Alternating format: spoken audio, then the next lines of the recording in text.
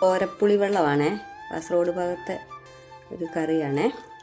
ഇപ്പം ഞാൻ എന്നെ അടുത്തെന്നറിയാമോ, രാവിലെ കഞ്ഞി വാർത്ത് കഴിഞ്ഞപ്പം അടുപ്പേ തന്നെ ഈ തോര, ഇത് വറുത്ത് വെച്ചിരുന്ന തോരയായിരുന്നേ. എന്നിട്ടിത് അടുപ്പേ തന്നെ ഈ ചട്ടിക്കകത്ത് വെള്ളം ഒഴിച്ച് വേവിക്കാനിട്ടു.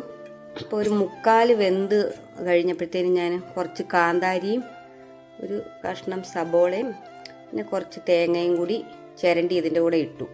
ഇച്ചിരി പുളി ഒത്തിരി ആയിക്കൂടാ, ഒരു ശകലം പുളി. നല്ലപോലെ ഇനി വെള്ളം കൂടി കുറച്ചുകൂടി കൂട്ടണം ഇതിന്, എന്നാലേ അതിന് ടേസ്റ്റ് ഉണ്ടാവുള്ളൂ.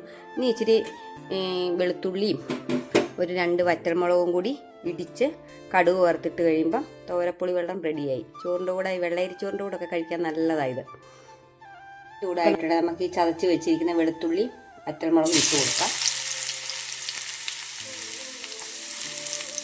രണ്ടും കൂടി ഒന്നിച്ചാണ് ഞാൻ മിക്സിയുടെ ചെറിയ കപ്പിലിട്ടൊന്ന് ചതച്ചെടുത്തതാണ്. ഇത്തിരി കരിവേപ്പിലയും കൂടി ചേർക്കാം.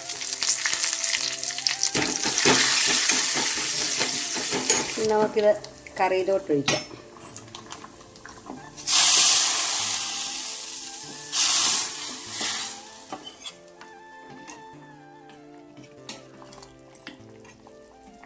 ഇപ്പം നമ്മുടെ നല്ല ടേസ്റ്റുള്ള തോരപ്പുളി വെള്ളം റെഡി ആയിട്ടുണ്ട്.